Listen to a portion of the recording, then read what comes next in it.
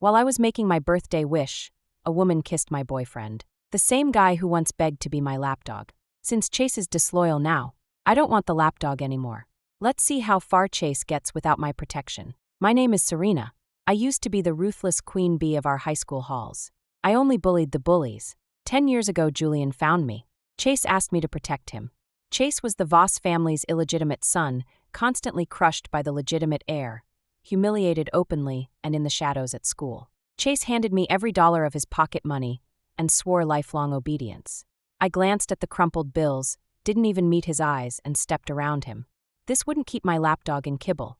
The next day, Chase came back with a signed and thumbprinted master-servant contract. As long as I protected him, I would be his queen. No matter how great his future achievements, they would all belong to me. The indenture was written in flowing, heartfelt prose. A $10 billion IOU was paper-clipped to it. Feeling generous, I took him in. In college, using the money I gave him, Chase founded Serena Julian Tech. Within a few years, it became a name-brand powerhouse in Riverdale. The Voss family welcomed him back with trumpets and cameras. Chase turned into the city's most coveted golden boy. For 10 years, Chase remained as reverent and submissive as ever. To spare his pride in public, I called him Julian. I watched the woman kiss my boyfriend. Chase didn't push her away. Chase enjoyed it. Stone-faced, I stuffed the birthday candle into her mouth and, as an afterthought, set her hair on fire. The moment the strands flared, I slammed a sheet of cake over her head to smother the flames. Heather shrieked and lunged at me. I planted a stiletto in her sternum and kicked her back. I ruled the school not only because my father is Riverdale's richest man, but because my right hook is legendary. Someone flicked the lights on. Everyone inhaled at the sight of a cake-drenched banshee. Charred hair fused with buttercream, pure slapstick. It happened so fast that by the time the room caught up, a collective gasp rippled through the crowd. Remember the last time I lost it? Yeah, last time. Queen, you okay? My girl could read my face. Queen is furious. Julian stared at his precious darling, complexion ashen. Serena, what the hell was that? I blinked innocently. Julian, the whole room saw it. Without my heroic cake smother, she'd be bald by now.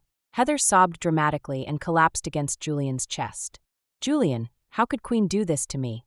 I grabbed a 2-liter bottle of Coke off the table and upended it over her head. My girls reacted on instinct, showering her with champagne, Merlot, fruit punch, whatever was within reach. Technicolor streams soaked Heather and splattered Julian from head to patent leather shoes. Serena! Julian finally raised his voice at me in public. I tilted my head, genuinely puzzled. She said the cake was wrong, so I rinsed her. Still incorrect? Being nice is impossible these days. Half her scalp was bald, the other half sported random tufts plastered to her skull, funnier than the cake mask. Crash! I shoved the 9-tier confection to the floor. Screw this birthday. I strode out of the ballroom. Every last girl followed. Queen, you think the little secretary's hooked up with the Voss prince? My girls all knew. I only go nuclear on villains. And the blast radius matches their sins. Dig it up for me. I'm not wasting time on trash investigation. 10 years on, the Vance family is still top of the money mountain. I'm the only heiress. Still the woman everyone in Riverdale wants to lick the stilettos of. Crook a finger and they crawl. Next morning I marched into Serena Julian Tech. The gigantic brushed steel letters spelling Serena Julian over the lobby gave me hives. Back then Julian begged to stitch our names together to prove devotion. Now the sight was an omen. Security blocked me. No unbadged visitors. Fetch Julian. I lounged on the sofa, arms folded, bored. The guard's expression flipped the moment Julian's name left my lips. One moment, miss. Chase sprinted to reception, whispered some more. The familiar face that appeared wasn't Julian. It was Heather in a wig. She click-clacked over on 10-inch heels and ordered the guards to toss me out. This is a place of business, not some alley where strays and lapdogs loiter. Try a bar, honey. I sat, examined my fresh manicure, and blew on the gloss. The guard returned with muscle to escort me. I speed-dialed. The call connected instantly. My queen, how may Jordan serve? Julian's obsequious voice echoed across the marble atrium. Every employee's face cracked. Heather looked ready to melt into a Picasso. Lobby, I said and hung up. I stood, yanked the wig off Heather's head, and dropped it in the trash. Trash belongs with trash. Heather clapped her hands over her patchy scalp, rage detonating. You're nothing. Julian only pities you. Quit pretending you're special. No one had dared bait me in years. I smoothed my hair, gaze glacial. So that's how Julian talks about me in private. Since graduation, I'd kept a low profile. Did she honestly think I was some canary Julian kept in diamonds? Isn't it obvious? All you do is nails and spa. Can you even read a balance sheet? Ever earned a cent? The elevator dinged. Julian stepped out. Heather dropped to her knees, wailing. Queen, why humiliate me? I'm only Julian's secretary. Do you want every woman in the company fired? Julian glanced from me to the weeping heap, then shielded her in his arms. No wonder Heather had grown claws. Chase still called me queen in private, but the blind obedience was gone. Serena, this isn't high school. You can't bully people here. Righteous, indignant, as though Chase forgotten the boy who once begged for my shield. Heather flashed a victor's smirk. I stepped forward and slapped her. I'm not bullying people. I'm bullying her. She's not people. And people isn't her. 2 more slaps. My diamond claw left crimson scratches. Satisfying. Serena, Heather's my secretary. Hitting her is hitting me. Go home, please, stop creating scenes. Julian's voice trembled, anger, shame, hatred swirling. Chase hugged her tighter, as though I'd pounce again. You're right. I nodded, blew on my palm, rubbed my hands. Just as his face softened. Crack, a full-force slap across his left cheek. I studied the scarlet print, frowning. Not symmetrical. Unattractive. OCD triggered, I slapped the right side even. There. You wanted your face slapped, done. Any other requests? I waited like a polite concierge. The woman in his arms forgot to cry. The lobby froze. Since Chase offered no further order, I sauntered to the CEO's private elevator. No one dared block me this time. I rode to the penthouse alone. Maybe after all these years Julian had forgotten. When Chase begged for my investment to start this company, every share was registered under my name. I'd never asked for dividends or meddled, so Chase assumed the empire was his. I'd visited Julian's office years ago. Floor-to-ceiling black then, black now, except for the infantile cartoon figurines and pink throw pillows littering the desk and sofa. I scooped them all into the trash. From the cabinets I excavated couple mugs, matching mouse pads, heart-shaped USB sticks, trashed. I'd never shared couple trash with Julian. Chase'd been upgraded to boyfriend, in name only. We'd never progressed past hand-holding, and every attempt at a kiss had been politely declined. When Julian and a re-wigged Heather rushed in, flames were already licking from the bin. What are you doing? Heather shrieked, plunging her hands into the fire to rescue a scorched plushie. I flicked my lighter and tossed it back in. She sobbed, blistering fingers, hell-bent on salvaging her treasures. Plastic crackled, acrid smoke curling. Serena, stop. Julian's eyes darted. The decor obviously wasn't his style, no lie handy. Taking out the garbage, obvious, no? I noticed a narrow door I'd never seen. Since when did the CEO's suite have a side chamber? Curious, I pushed it open. Rose-pink duvet, heart-shaped pillows, satin slippers. Serena, it's not what you think. I waved magnanimously. If I'd known you loved pink, I'd have my assistant redecorate. I dialed my PA. Trash every suit Mr. Voss owns. Replace them with pink, shoes, ties, socks, everything. Serena. Chase dragged the syllable, wounded puppy tone. What? You adore pink. I'm indulging you. Aren't I sweet? Julian swallowed the retort. Chase coax me at home later, the usual script. I strolled to secretarial row. Which desk is Heather's? Eyes flicked from me to the disheveled pair behind. Somebody timidly pointed to a workstation the size of a small conference table, drowning in succulents, picture frames, Swarovski trinkets. Fire her or break up with me, pick one. I smiled sweetly at Julian, as if we'd been discussing lunch. Chase kneaded his temples. Serena, don't do this. Go home, we'll talk tonight. So Chase couldn't sacrifice his sweetheart. I fanned a wad of hundreds onto the desk. Whoever clears this trash into the bin earns the cash. You're going too far. Keep it up and Julian will dump you. Serena, I'm the Vossaire now, not the boy you bullied in class, Julian hissed. Veins bulging, a beast on a choke chain. Bullied? Had Chase shredded our contract in his head? Or assumed I'd misplaced it? I nodded solemnly. True, I'm not the schoolyard tyrant anymore. I'm a society tyrant. But who says tyranny requires dirtying your own hands? I swept the desk clean with one arm and walked out. Voss's corner office. Chase greeted me with a smile sharp enough to bleed. To what do I owe the pleasure, princess? Once upon a time Chase tormented Julian. I'd stepped in and ruined his fun. I'm delivering a gift. I slid the Serena Julian Tech equity transfer across the mahogany. At the company name his pupils dilated. Julian's only ticket to challenge he was this firm. Without it, Julian was a gnat. His fingers trembled as Chase opened the folder. 100%, Chase whispered, mouth curling toward ecstasy. Name your price, princess. Pay what you think fair. Julian enjoys being bullied.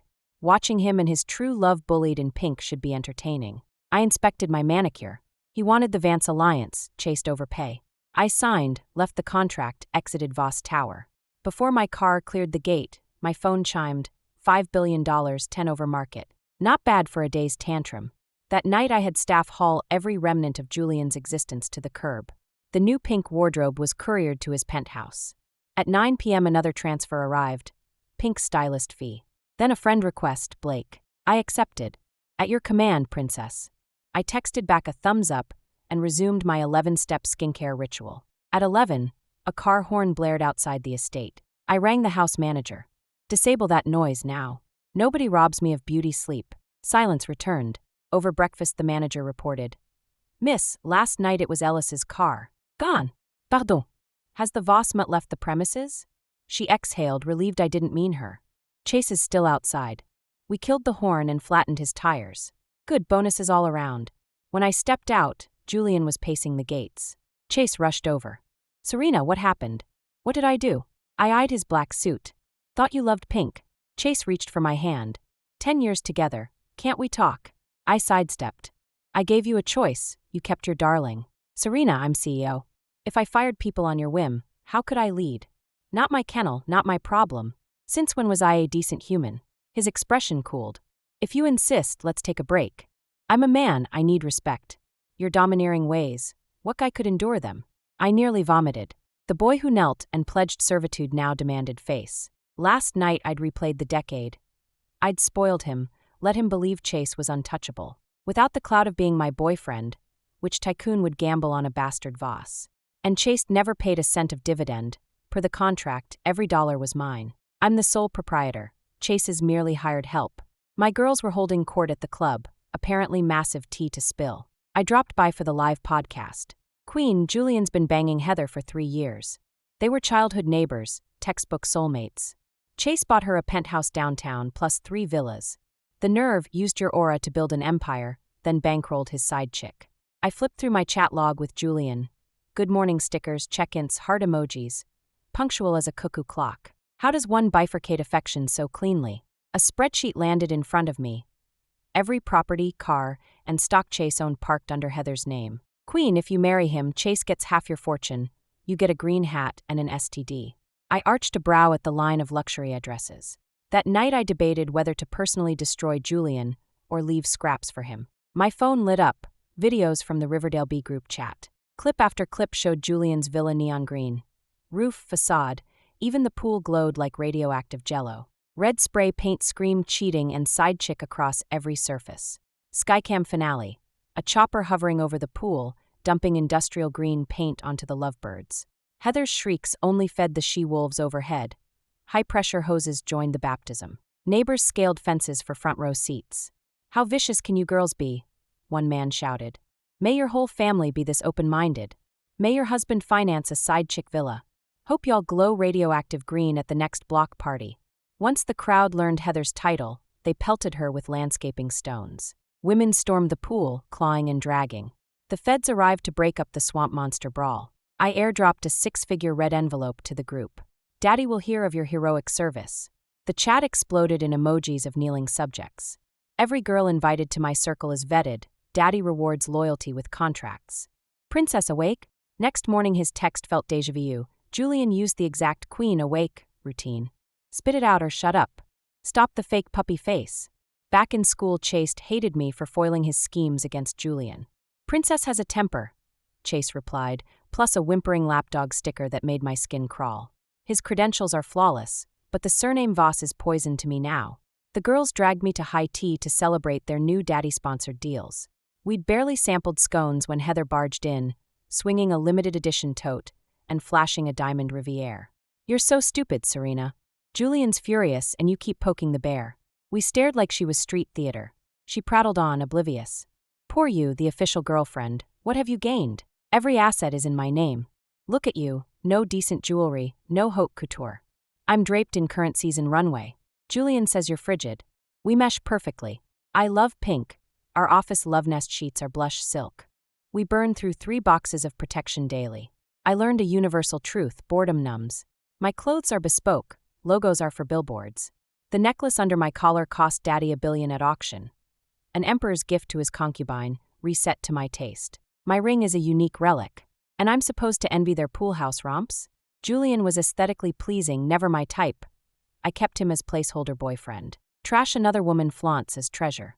I forwarded the recording of her tirade to Julian and hit play in her face. Heather's expression cycled through fury and terror. You recorded me, despicable. Reminder, you once swore that if you betrayed me, everything you own becomes mine. Transfer the deeds. I smiled. Any last words, side chick? Never. The villas are mine. You're just after Julian's money. Cheap gold digger. She clutched her bag like a life raft, knuckles white. Maybe she really was terrified that everything would vanish into thin air. Her face gradually turned paper white. Finished. My expression stayed as calm as before. She hadn't managed to rile me at all. She stared at me in bewilderment, speechless. Then it's our turn. Girls, let's get to work. You got it, Queen. Just waiting for your word. 5 minutes later, Heather was stripped of her blouse, her pants, even her wig, and tossed onto the sidewalk. If you like climbing into beds so much, why bother wearing clothes? Girl flung the line over her shoulder and sauntered off. Princess, rough day? His text arrived almost instantly. I shot back. How come I still haven't seen your half-brother in that pink suit? Princess, give me 3 days. Grandfather's birthday banquet, front row seats to the circus. To make a man fall, first let him think Chase can fly. I tossed the phone aside. An invitation had already landed in my inbox. I hadn't planned to attend, but now the idea of popcorn-worthy chaos sounded amusing. Big ambitions have never been my thing. Fine food, strong drinks, flawless skin, repeat. Not blowing the family fortune is literally the greatest filial piety I can offer. 10 lifetimes couldn't exhaust their money anyway. I trended, not as the richest heiress in Riverdale, but for schooling a side chick. After we left, Heather didn't cover up. She pulled out her phone and went live. Tears streamed down her face while she sobbed to her viewers. How I'd burned her hair, trashed her office belongings, and now stripped her and dumped her on the street. Honestly, if she weren't my side chick, even I'd think I'd overdone it. A canary daring to bully the lawful wife? That comment summed up the internet. If I let this slide, I'd be spitting on the netizens' chivalry. I drove my red convertible to the spot where she was streaming, a locksmith riding shotgun. We popped the front door like it was cardboard. Heather's phone hit the floor when she saw me. Careful now, I murmured, placing the device back on the table. Hey folks, the lawful wife has arrived. While Heather's eyes bulged, I slapped her left and right until constellations spun above her head. When her cheeks puffed up like buns, I smiled at the camera. You're right, if a canary dares peck the queen better answer, or heaven will strike me dead. Question marks flooded the screen. I flashed a wicked grin. I produced the scissors I'd brought, yanked off her wig, and chopped the remaining hair. A side chick should know her place. Spread lies online? Were you born without a conscience, or did it rot in your mother's womb?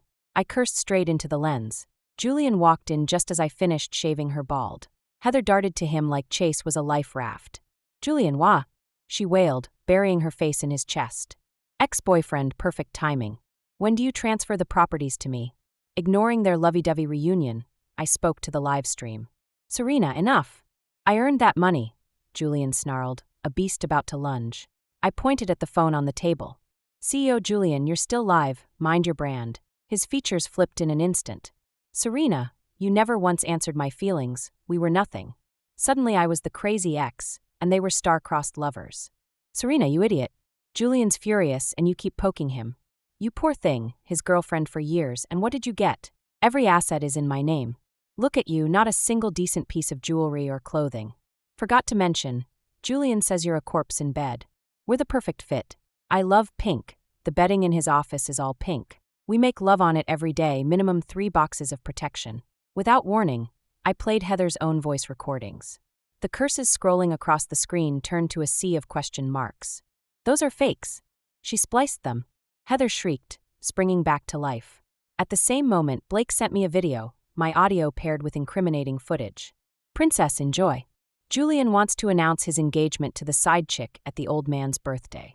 If you're not in a hurry, I can save the premiere for then. I pocketed my phone. With 2 filial sons like these, I wondered whether Taylor would survive the winter. Compared to them, I was the model of piety. I was still congratulating myself when the dowager rang. Serena, home now. She hadn't called me by my given name in years. I was toast. I flashed the phone at the live stream. Sorry, the Dowager summons. Professional side chick removal service. Call this number, I said, reading Julian's cell before speeding back to the estate. On the way, my girl squad group chat exploded. Queen, your mom just posted in the trophy wife circle. She's setting you up. A screenshot followed. Available, one unruly daughter, decent morals, zero ambition, won't nag her mother-in-law. Seeking upstanding groom willing to move in. Register at the Vance estate, immediately. Below it, my 5-year-old self in a princess dress, grinning like an angel. I guessed I'd peaked at kindergarten. The comments turned into a brawl of mothers claiming their sons could tame the demon. Sam from the Voss family posted his PhD graduation photo. Handsome, loaded, well-mannered genius. Another matron laughed. After today's trending slap, the Voss boy dares show up? Sam replied, Chase is not my flesh. Bastards can't compare to my son. But they share half the blood, someone retorted. Sam went silent, then popped back. Ladies, Blake here. Mom's superior genes crush all impurities. See you at the Vance estate. Attached. 360-degree selfies oozing confidence. Surprisingly, the cocky grin looked less annoying than usual. Queen, stay away. Rich kids are swarming, they'll devour you. My dad dragged my brother over. Go easy on him, okay? Need bodyguards? I reached the gate, ready to U-turn and hide in my apartment, when a crowd blocked the car. Blake in front, the Dowager's security behind. Chase bent to my window. Princess, welcome home. Ellis? Riley. I teased, lowering the glass. Chase presented a folder with both hands. Princess, please review. I flipped it open, jaw almost hitting the steering wheel. Another master, servant contract, signed, thumbprinted, notarized. If Blake ever betrayed me, every cent of his went to me and Chase voluntarily become a eunuch. Chase agreed to marry in, only clause, 2 kids, 1 for each family. 3 copies. 1 locked in the county clerk's office. You Voss men are something else, I muttered. What century is this? The first time had been novel, the second felt stale. I tossed the papers out the window. Another con. Some men keep their word, some don't. If this is what it takes to amuse you, I'll play, Chase said. I rolled my eyes, rolled up the window, and drove inside. The motorcade in front of the mansion was even wilder than I'd imagined. I tried to reverse and escape. The Dowager's guards bodily lifted car and driver into the foyer. I stepped out into a 1,000-square-foot hall crammed with suitors. Serena, anyone catch your eye? The Dowager beamed. I looped my arm through hers. Mom, I'm allergic to men. Got any heiresses? The room heard every word. Several matrons blanched. Dylan, sudden appointment, must dash. They excused themselves. The lighting improved instantly. I draped myself on a sofa, coughing theatrically. My heart condition.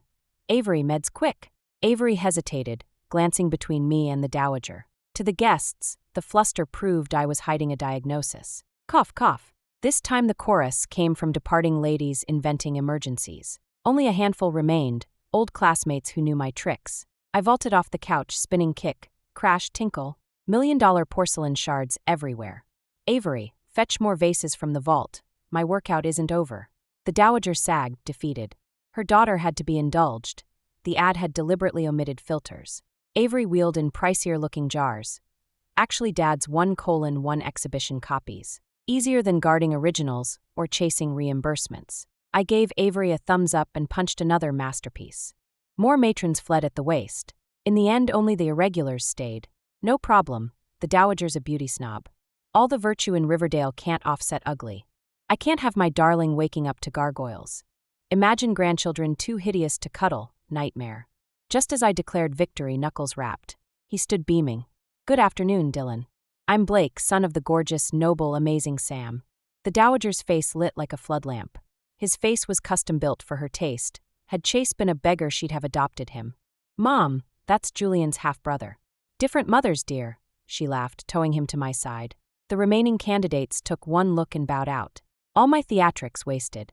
Mrs. Vance, humble gifts, Chase said, handing over the folder. The first page, new to me, was a physician-certified virginity report. The Dowager practically purred, devouring each page. A certified guarantee for a daughter like me? Catnip. Serena, shall we settle it right now? She pressed our hands together. I yanked free and flicked open my phone, playing Julian's handwritten master, servant vow.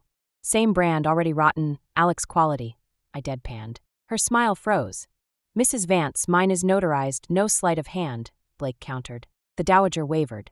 Voss wealth ranks top 10. Blake recently muscled it to top 5. Maybe give him a trial.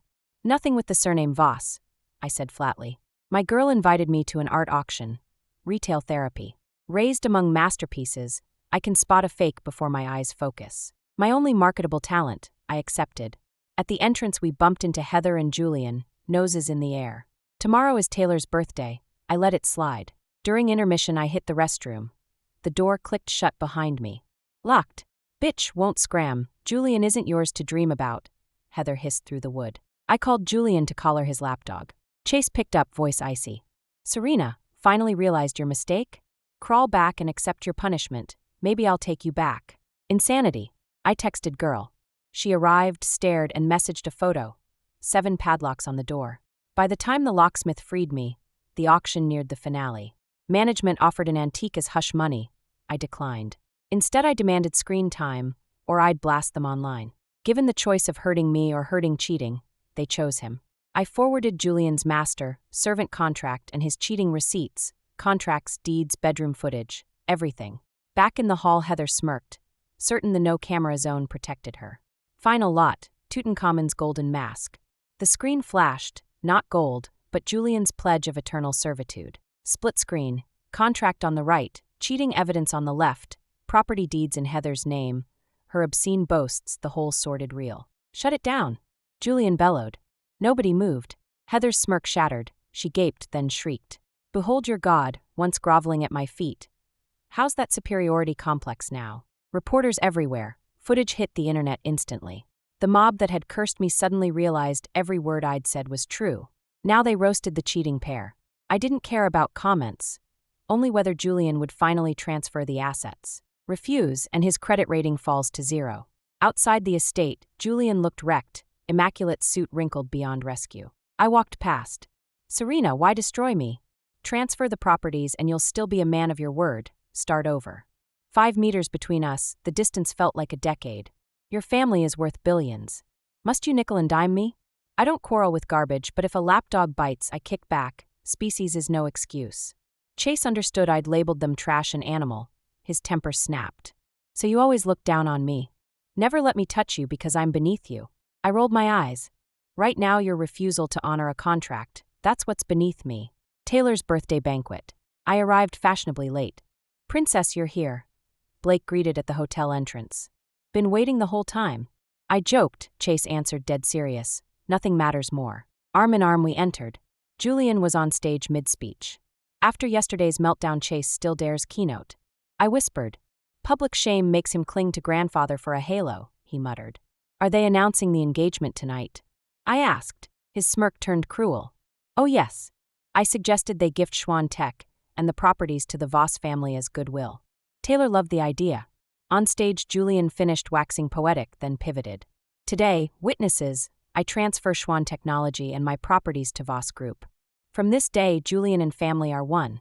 I nearly laughed. Taylor wanted to swallow him. Chase planned to swallow Taylor, while ignoring Blake entirely. On stage, Julian and Taylor signed amid camera flashes. A voice from the floor. Taylor, public records show Schwann Tech is not in Julian's name. Is this transfer valid? Of course not, everyone knew. Taylor panicked. Schwann had always been Julian's company. Yet legally it never was. Chase ordered aides to check. Every share had once been mine, then reassigned to a shell no one recognized. Julian's face grayed as the screen displayed the search. 10 years of memory crashed down. I'd never asked for dividends. Chase simply forgotten. Heather, sensing the shift, stepped away from him. Taylor, swallowing bile, said, Company off the table, properties then. They reached for the papers. Heather lunged and shredded them. Those are my houses, no transfer. Julian teetered on collapse, but cameras were rolling. Chase grabbed her arm. Heather, we're still getting married. I'm the legitimate Voss heir. The fortune is ours. She hesitated 2 seconds, then shook her head wildly. The over Julian shattered. She understood what full ownership by me meant, and that my real identity was an internet search away. We don't need the Voss name, she cried. Our assets can last a lifetime. Julian couldn't accept that. Chase once knelt as my servant precisely to claim the Voss empire. They scuffled on stage. Taylor, mortified, thumped his cane and exited. Aren't you going to comfort dear dad? I teased Blake. Chase sipped tea. Chase orchestrated his own party. After betraying my mother, Chase lost the right to my pity. Marry me and you'll gain a mother-in-law you can beat. I'll even hand you the stick, Chase added. Suppose I go crazy and smack your mom too. Princess, I've shared every school with you since kindergarten. You're many things, but you don't bully the innocent. My mother isn't a villain, she's safe. As the hall emptied, Chase stayed, eyes only for me. Stalking me since preschool, creep. I flicked a peeled grape at his immaculate suit. Show's over, I'm heading home. Allow me to escort Her Royal Highness. Chase delivered me to the car anyway. Julian's onstage fiasco rocketed back to the trending tab. Netizens recognized the couple from Heather's earlier tantrum. LOL, true love my foot barf. Rich people drama never disappoints. Wait, the original wife is Vance Princess? Richest heiress in Riverdale? And Heather called her a kept canary. Clown here. Company was hers all along. Side chick ate her food and trashed her, then got clocked. Princess went easy. I'd have skinned her. Moral decay. Side chick assaults wife and claims throne. Princess fresh episode, Blake texted. Chase leaked Heather's addresses. Netizens pelted her properties with eggs and rotting vegetables. Her and Julian's doors received funeral wreaths. They tried to sell. Prospective buyers were driven off by flying eggs. Now they're stuck, can't live in, can't cash out. Hiding in cheap rentals that are discovered within days.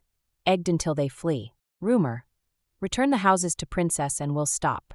Julian was formally ousted from Schwann Tech. Unshaven, in wrinkled sweats, Chase knelt at my gate. Serena, I was wrong. This time I'll honor every word. Last time you broke them. Why should I believe you now? I wasn't forgiving. Those properties are worth hundreds of millions. Donating them to mountain schools beats rewarding a cheating. Chase stared at me, momentarily blank, then came to. Those houses aren't in my name anymore. Then we'll talk about the future after the deeds are transferred to me.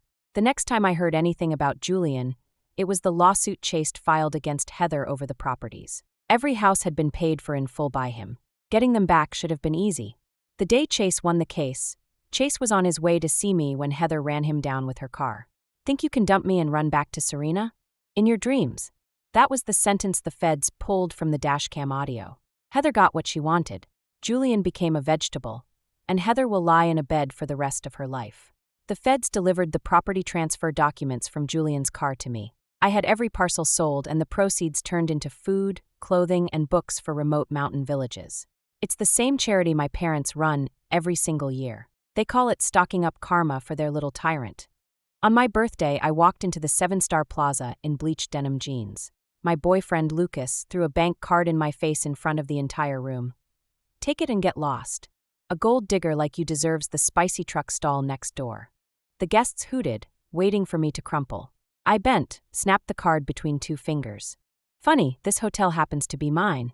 Behind me 100 senior executives bowed in unison. Welcome, Chairwoman Evelyn, for your inspection. While Lucas's face drained of color, I flicked out a black Centurion card. The North American fund you groveled to last year? Founder's surname is Sterling. Oh, and your company's majority shareholder? Looks as if that just changed. His phone rang. Quinn informed him Chase was ousted as CEO. It is my 24th birthday. The sky hangs gray and dingy, like a soiled rag flung over Riverdale. I'm in those same faded jeans, hems frayed to threads, and a plain white t-shirt that costs less than a latte, walking alone down the mirror-bright corridor of the 7-star Aurora Hotel. Underfoot is stone priced like gold. Around me glide perfumed socialites in silk and couture. My arrival feels like an inkblot dropped on a jewel-toned painting. Eyes, curious, scornful, incredulous, prickle my skin, but I keep mine lowered, counting the polished marble squares until I reach the floral arch. Beyond it waits the birthday Lucas arranged. Or rather, the pity party Chase thinks I need. A waiter stops me, courteous but cold. Invitation, miss? His gaze scrapes over my $200 total outfit. Before I can answer, Lucas's voice rises, bored and loud. Let her in, she's my guest. Chase strides over, immaculate in charcoal bespoke, watch glinting like ice. Handsome, yes, but the smirk curling his mouth ruins it, pure condescension. Chase schemes my clothes, frowns, then shrugs the laps away and steers me inside, fingers possessive, propelling. Evelyn, how many times must I say it? Dress for the occasion. It's not as if you can't afford better. The words sting tiny barbs. I say nothing. Crystal chandeliers pour light, violins swoon. Outside, the city's neon pulses. I stand amid it like a beggar in a palace. Each time Lucas greets someone, their eyes slide to me, weighing, smirking. I catch fragments. Lucas's new charity case. Must be starving. Phase will pass. Chase corrects me loudly. Hold the flute by the stem, not the bowl. That caviar wants champagne, not fruit punch. And laughter ripples, soft and cruel. My cheeks ache from holding a smile. Crescents of blood bloom where nails bite my palms. What do I want from him? This affection that demands I kneel? This love that costs my pride? Maybe the bill is finally due. Halfway through the night, flushed with wine, Lucas is king of the room. A distant cousin in pink satin sways over, a Tiffany box in her manicured claws. Cousin, I picked something for Evelyn, Tiffany's newest.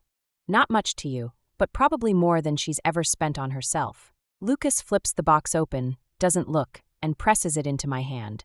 Then, with a flourish, Chase pulls out a gold bank card. Evelyn's so thrifty she forgets to spoil herself. But don't worry, Uncle Lucas will take care of you. The card arcs through champagne-lit air and smacks my cheek, edge stinging. The room holds its breath. Take it and get lost, Chase crows. A gold digger like you should stick to spicy truck noodles across the street. Laughter erupts, phones rise. I bend, pick up the card, feel the crowd's hungry grin. Straightening, I snap it in two and let the pieces fall. Lucas, I say, voice slicing the music dead. You're mistaken about a few things. 100 executives stride through the side doors and line up behind me. The general manager bows. Welcome, President Evelyn, to Plaza Group. Gasps echo. Lucas goes white as bone. I flick out the obsidian black KS Capital founder card. Remember the North American fund you begged last year? Founder's surname is Evelyn. Oh, and your largest shareholder just changed. His phone rings, Quinn calling to fire him. The broken card lies between us like a verdict. Today I turn 24. The sky hangs gray and wrung out over Riverdale. In frayed jeans and a 3-year-old white tee, I walk the gleaming corridor of the 7-star plaza alone. Underfoot, slabs of stone costlier than gold reflect chandeliers. Around me, silk and perfume swirl. I am the ink blot on their guilt picture. Eyes crawl over me, surprise, appraisal, disdain, needles along my spine. I keep my gaze down, counting squares of marble toward the flower-draped arch. Behind it, Lucas's birthday surprise. Or the stage where Chase plans to play magnanimous prince to the pauper girl. A waiter intercepts me, velvet voice, steel suspicion. Invitation, miss? His glance tallies my thrift shop total. Before I speak, Lucas cuts in, louder than necessary. She's with me. Chase crosses over, midnight gray bespoke flawless, watch flashing like a weapon. Chase really is beautiful, straight nose, carved jaw, until the condescending smile lands. Chase sweeps me in, fingers like manacles around my shoulder. Evelyn, how many times have I told you? Dress for the occasion. It's not like you can't afford better. A small, sharp pain twists under my ribs. I say nothing, letting him steer me to center stage. Crystal chandeliers rain light, violins float, outside the city glitters. Every guest gleams. I feel like a smudge. They greet Lucas, eyes flicking to me, whispers trailing. Gold digger, phase, social climber. Chase corrects me again, glass stem, caviar, fruit punch, each lesson a whip crack that draws obedient laughs. My smile is a porcelain mask, nails split my palms to keep it there. What am I doing here, swallowing humiliation for scraps of affection? Enough. When the party peaks, Lucas, half drunk on champagne and flattery, is the emperor of Plaza. The cousin in pink sachets up, Tiffany box swinging. Cousin, I chose this for Evelyn, Tiffany's latest. Pocket change to you, but probably the nicest thing she's ever owned. Lucas flips the lid, doesn't bother looking, and shoves the box at me. Then Chase draws out a gold card. Sweet little Evelyn never treats herself. Don't worry, Uncle Lucas will fix that. The card slices the air and lands on my cheek, hard enough to burn. Time stops. Take it and disappear, Chase says, voice pitched for the chandeliers. A gold digger like you should crawl back to the spicy truck shack across the street. Laughter detonates, camera lights bloom. I bend, retrieve the card, feel the room's collective smirk. I rise, pinch the card between 2 fingers, and snap it cleanly. The halves clink to the floor like cheap plastic. Lucas, I say, quiet enough to hush the band. You're wrong about 3 things. The ballroom doors swing wide. A phalanx of suits marches in and lines up at my back. The GM bows. President Evelyn, Plaza Group welcomes you. Silence falls like a guillotine. I draw the black KS Capital founder card. Remember the North American outfit you groveled to last winter? Founder's surname matches mine. And your largest shareholder just changed. His phone lights up, Quinn calling to strip him of his crown. Lucas, the one who schemed against you was never me. It was your own vanity, your own pettiness, and your own stupidity. Those words, like the final thunderclap, split the last glimmer of light in Lucas's eyes. Chase staggered backward, soulless, muttering, "No, that's not how it is." But no one cared about his excuses anymore. I turned away without another glance, facing the senior executives of the Platinum Group waiting respectfully behind me, especially the white-haired man at their head, Mr. James, president of Platinum Asia. I inclined my head slightly. James understood at once. Chase stepped forward and announced in a steady voice, "Ladies and gentlemen, an unpleasant incident occurred tonight and disturbed your enjoyment. At Ms. Sterling's instruction, all charges for every guest tonight will be fully covered by Platinum Group as an apology. At the same time, the banquet ends here. Please exit in an orderly fashion. Security, assist Cameron in leaving." The word assist carried an especially loaded undertone. Several tall, stone-faced guards moved in immediately and, with perfect politeness but unmistakable firmness, invited the dazed Lucas to depart. Chase offered no resistance. Chase had no strength left. Like a walking corpse, Chase was half led, half dragged from the execution ground Chase had built for himself. The guests began filing out in an eerie hush, their expressions complicated. No one dared speak loudly. As they passed me, they instinctively lowered their heads or offered obsequious smiles. I stood in place, gazing at the glittering night city beyond the window. On the glass, my reflection was crystal clear. Still the same faded jeans and t-shirt, but the aura around me had changed completely. My phone vibrated. I glanced at the screen, a message from my assistant. "Ms. Sterling, the Morgan share transfer and executive reshuffle announcement has gone live. The media side is locked and loaded." I pocketed the phone, face expressionless. The game has only just begun. "Lucas, did you really think this was the end? Every humiliation you heaped on me, every sneer you directed at Evelyn, I will reclaim, dollar for dollar, drop for drop. After tonight, this 7-star hotel will mark the place your gilded dream shattered, and you became a citywide joke. And I, Evelyn, will take back everything that is mine, including the dignity you trampled." The guests left the Platinum at something close to a panicked sprint. What had been the city's symbol of opulence and pleasure was now a cavern of silence.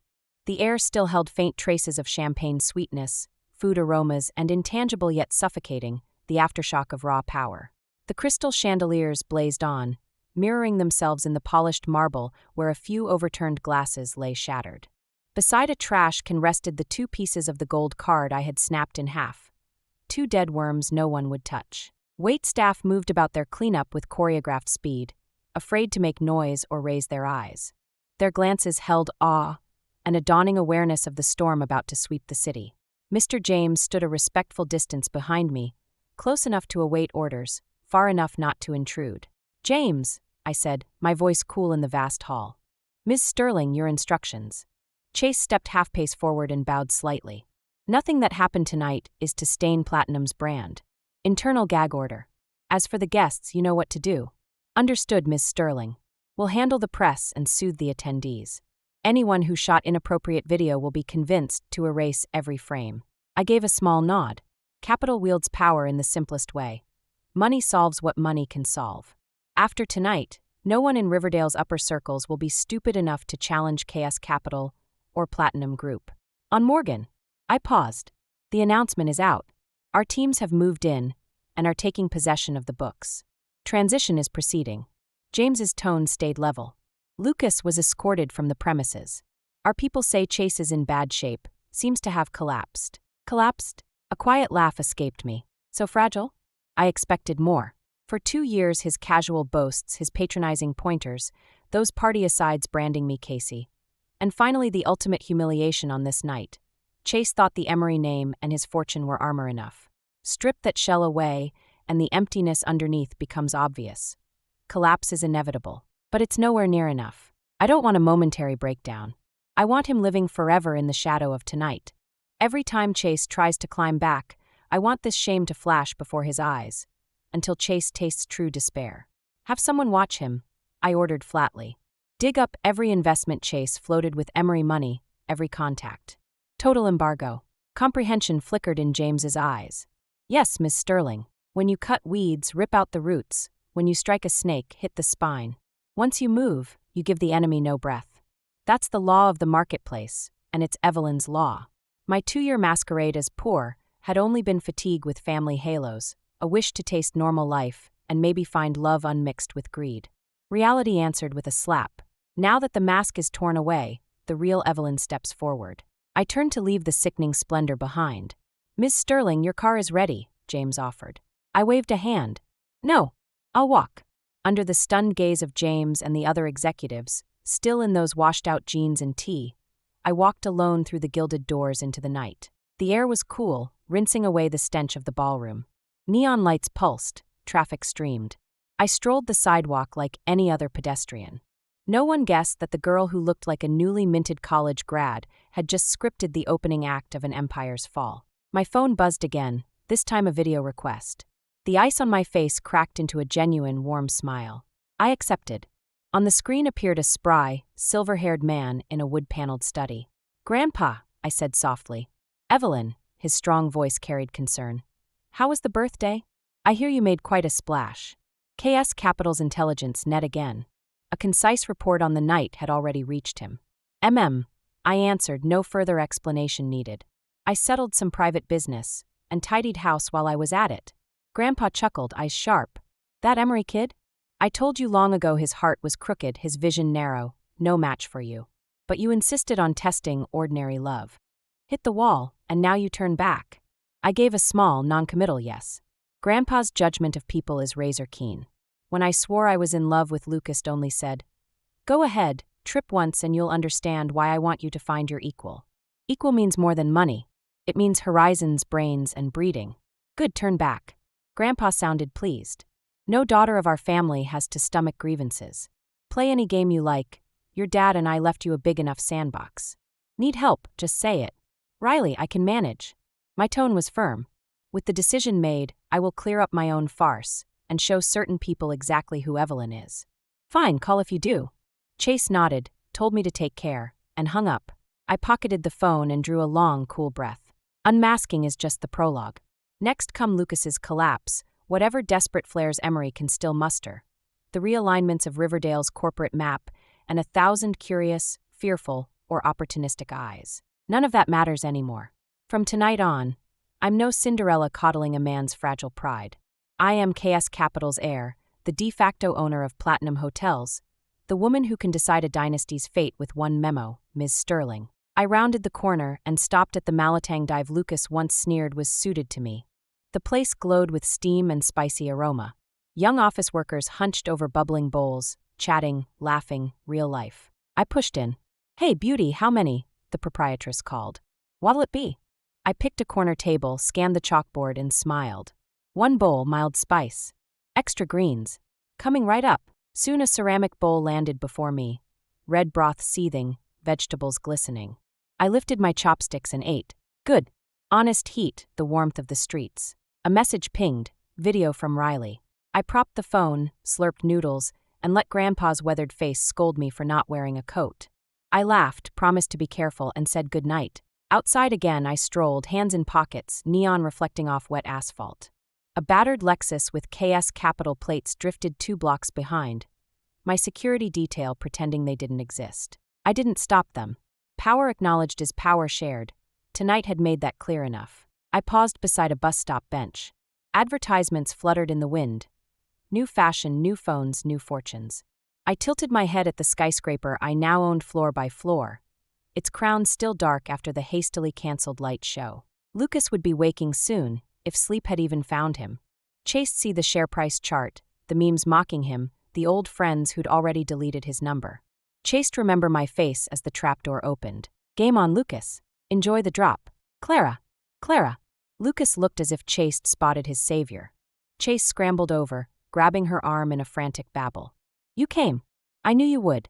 Help me. I'm." Clara frowned, yanked her arm free, and flicked the sleeve Chase touched as though brushing off filth, revulsion written all over her face. "Lucas? What the hell happened to you?" she said, voice dripping distaste. "I'm not here for you. I'm picking someone up."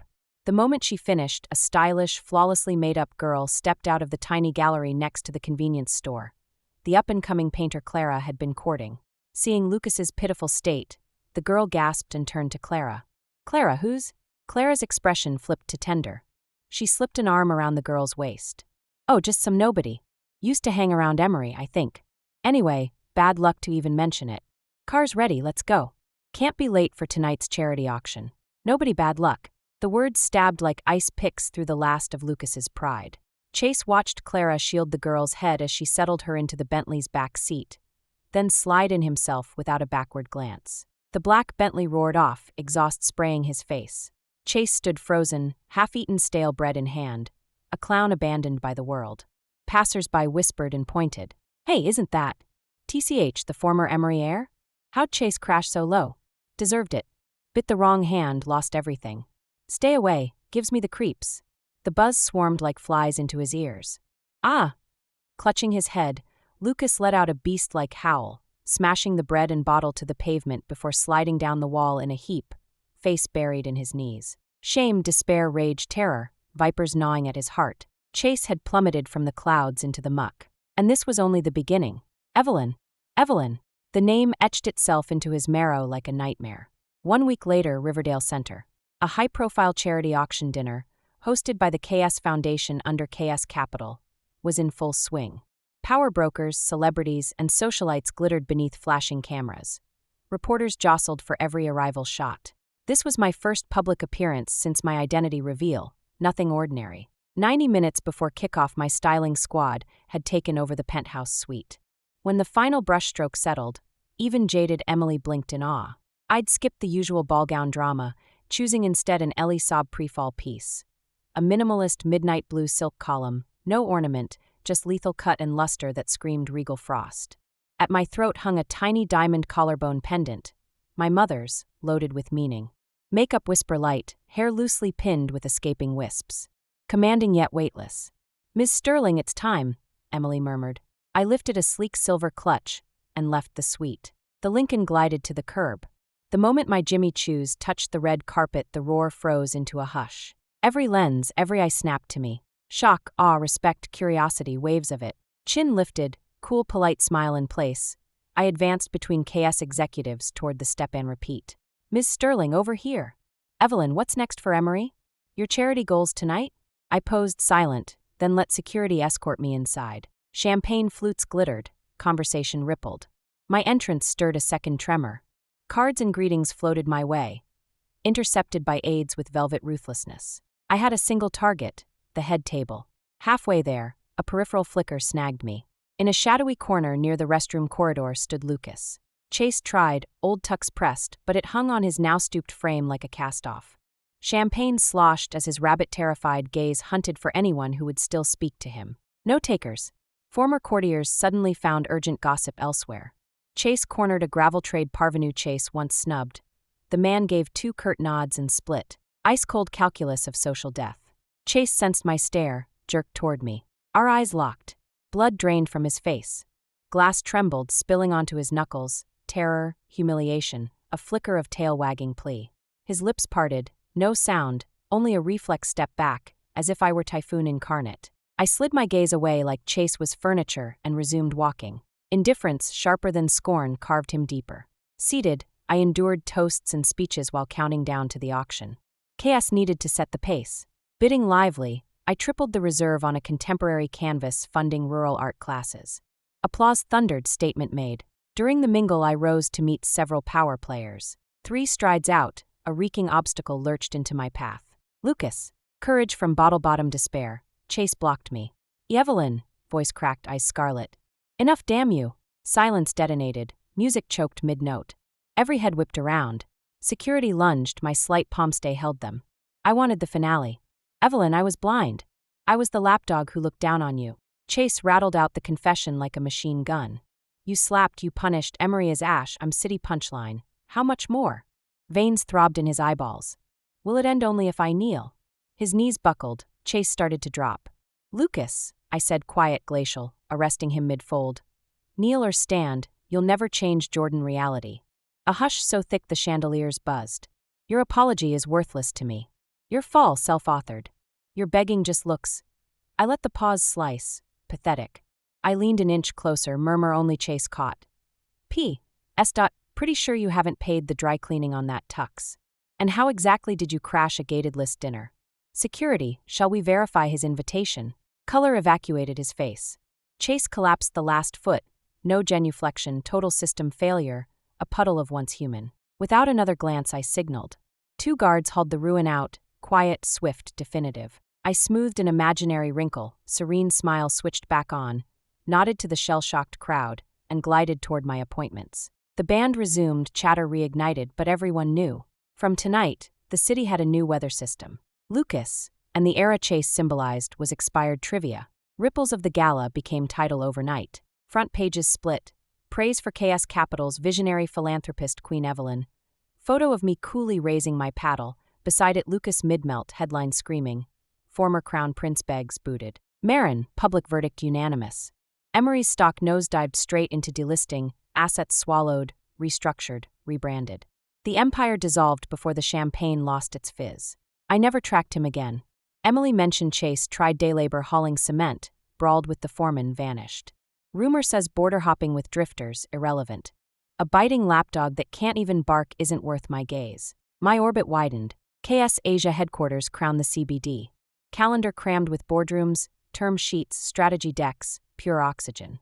I was born for this surf. Sometimes grandfather video calls, sees me dissect spreadsheets at 2 a.m., chuckles and tosses the odd nugget of war wisdom. Invitations flood in, scions with dynasty dreams, oligarchs waving merger dowries, suitors bearing helicopter picnics. I decline with polished courtesy. A fleet, a kingdom, a constellation, yes. A cage, never. One radiant afternoon I escaped to Sylvie in the countryside, swapped stilettos for riding boots, and chose the resident fire breather, a blood-based stallion that eats amateurs. We shot across the turf like a single muscle. Cooled down, I walked him trackside when a familiar tenor floated over. Ms. Sterling, fancy meeting you here. Celine, textile royalty, award-winning architect. Leaned on the rail, easy in chinos and white shirt. We'd once shared a panel, his quiet humor had stood out. Writing like that, impressive, Chase said, patting the devil horse now nuzzling his palm. Hobby, I replied, dismounting. We strolled, talked bloodlines, Herzog de Meuron, the city's best flat white. Zero mention of Lucas or hostile takeovers. Just 2 people trading passions. At his Rover Chase handed me a minimalist card, name, studio number. I'm around most weekends. Coffee after a ride sometime. No agenda in his eyes. I pocketed it. Maybe I will. Wind lifted his hair as Chase drove off. New chapters could hold gentler subplots, written on my terms. Leona, half a year since the birthday detonation. Autumn sun slanted through floor-to-ceiling glass as Emily delivered the final Emery autopsy. Bad debt purged, core assets integrated, quarterly profit up 230%. New Energy Auto Park groundbreaking set for spring. Expected. Still satisfying. Jamie couple liquidated their last manor, fled south to distant relatives. Means modest, she went on. Lucas seen 3 months ago hauling gravel, injured in a scuffle, then vanished. Border rumor unverified. Vanished. I gazed over Riverdale's skyline. Cause and effect had completed its circle. No cheers, no pity, just closure. Phone pinged. Celine, a snapshot of sunset bleeding across the river, caption. Remembered you love this angle. Come see it live. I answered with a thumbs up and a smiley, enough. Night pooled outside. I grabbed my coat. Sylvie, I told the driver. I wanted to feel the wind decide.